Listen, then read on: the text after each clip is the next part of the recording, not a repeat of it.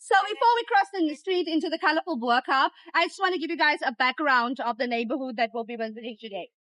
So Bo-Kaap linked to early colonial history of South Africa and the arrival of the Dutch East Indian Trading Company.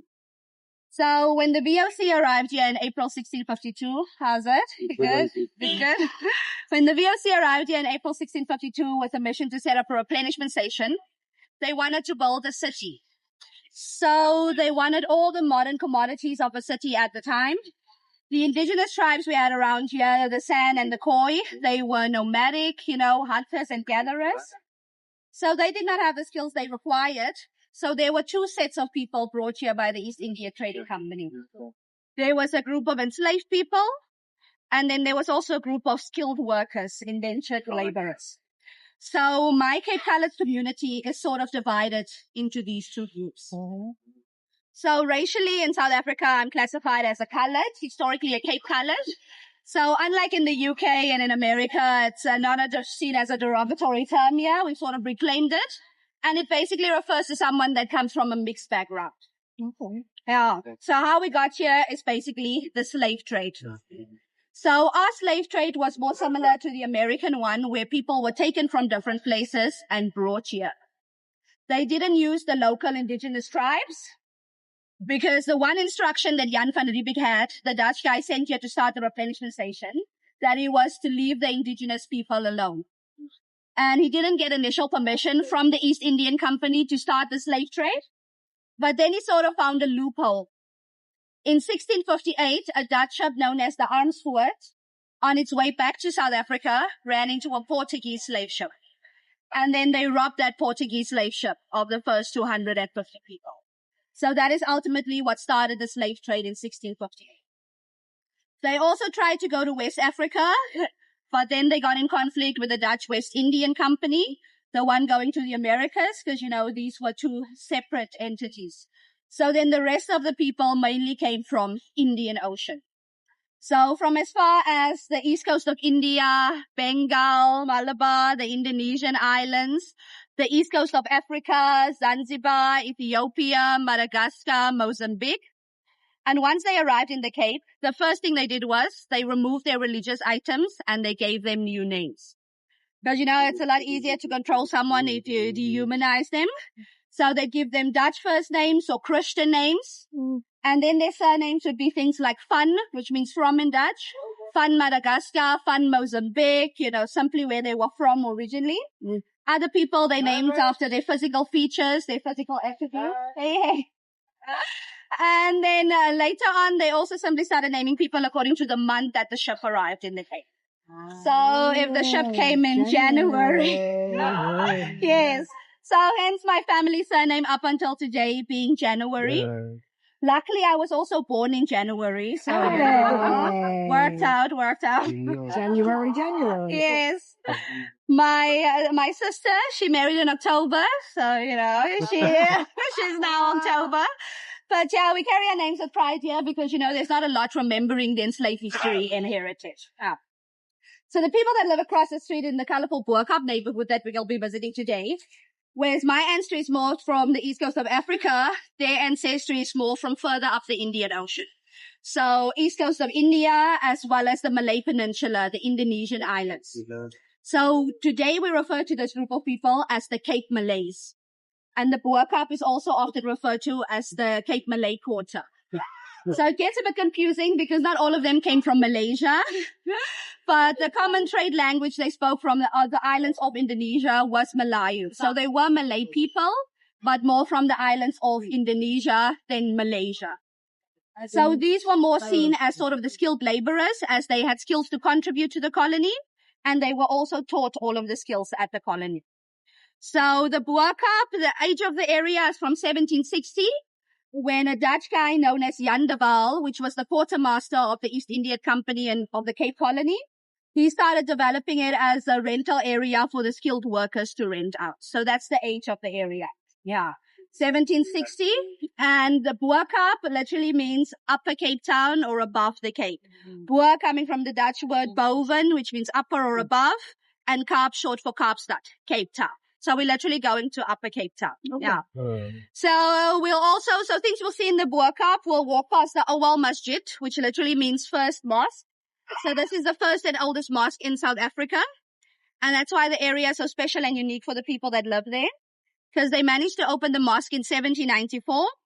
And we technically only got freedom of religion in 1804. So very significant, this mosque for them. Yeah. Because the men with the company, these were businessmen. So they didn't really interfere with the Muslims practicing privately. Because the main mission was not to convert the enslaved people to Christianity either. Because if they were to baptize them, they'd ultimately have to release them. So, that would not be ideal at the start of the colony. But that was one way that they could get their freedom over the 200-year period. So if you spoke Dutch fluently and if you got baptized in the Dutch Reformed Church, that was one way that you could be released. Yeah. This is ultimately how that church on the corner started there. So that is St. Stephen's Dutch Reformed Church over there. And it's the only Dutch Reformed Church in the country named after a saint.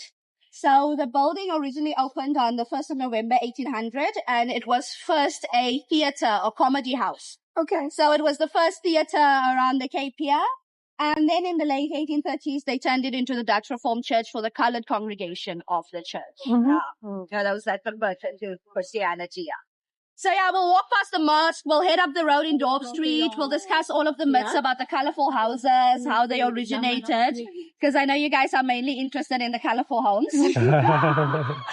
I think you'll be shocked to hear that there's not much of a historical significance. But I'll tell you all of the myths and the folklores nonetheless. There'll be ample of photo opportunities. But just to keep in mind, it's a living community. These are people's actual homes. Sometimes some tourists get a little bit carried away and climb on the walls. Please, let's not climb on the walls in this tour. It sounds pretty obvious, but people do this. In regards to safety, as with any major city, we have the pickpocketers. So make sure no cell phones in back pockets. Your bags are nice and closed. No open bags, but it's not worse than any major city. And we have the CCID security all around town, which basically, looks out for the tourists, police the homeless, things like that. The biggest issue we have is the chain snatchers. Yeah, the necklaces. I don't know if you guys saw when we came out from city sightseeing, there's a few ladies with boards, cash for gold. You saw them? Yeah. So literally every corner there's a cash for gold exchange. So it's sort of like they advertise for them to snatch the chains. And it's become so desperate now that they swallow the chains. Yes, it happened to one of our tour guides, Shaida, a few weeks back. She was on the city tour in the company garden. She was standing there doing her thing. The guy came from behind, grabbed the guest chain, and then he threw it in his mouth and swallowed it. So I don't think you want it back after that also. So just when you're walking around town on your own, we would suggest remove the necklaces especially. They don't really bother about earrings and things like that because it's a bit more difficult. But the chains is what they tend to go for. So be careful. And then last formality, how we work here. Have you guys done a free walking tour before? No? Give you tips. Yes, exactly. Yeah, she got it. So it's not really for free. That's the main. That's the main part to remember. Let's stop here first. It starts now, hey? Welcome to Cape Town. Cape of Stone. So guys, welcome to the Bo-Kaap. As you can see behind us is the gorgeous Bo-Kaap. By 1934, the Bo-Kaap was extremely run down. And then the apartheid government declared it a slum, a township. Yeah, so it was a township from 1954. And then from 1960, there was a massive restoration project up here.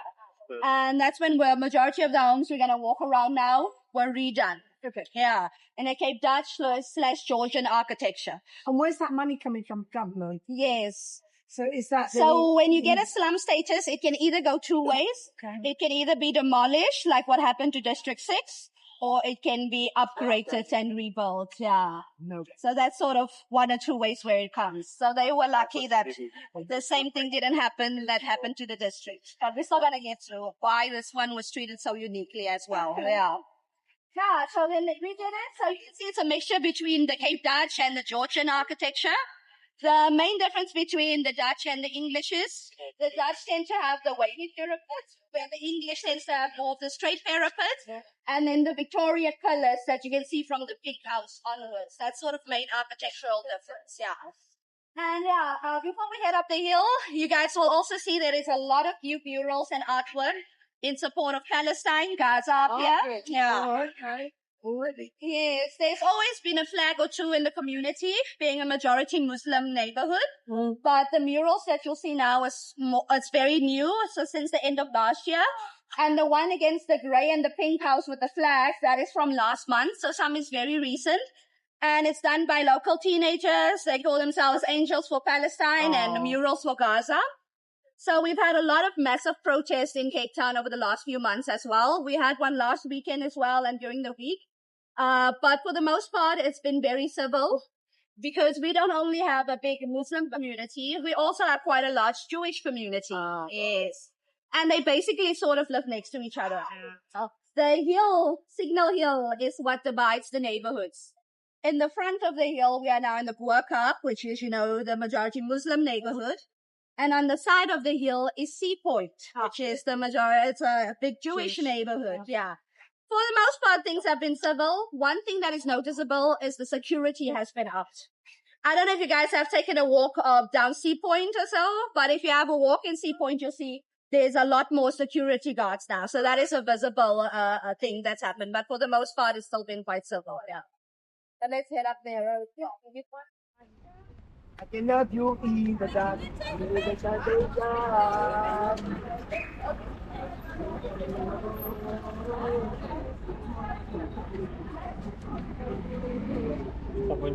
So guys, if you wanted to take some few photos of this little front side, you could do that for now because we're going to...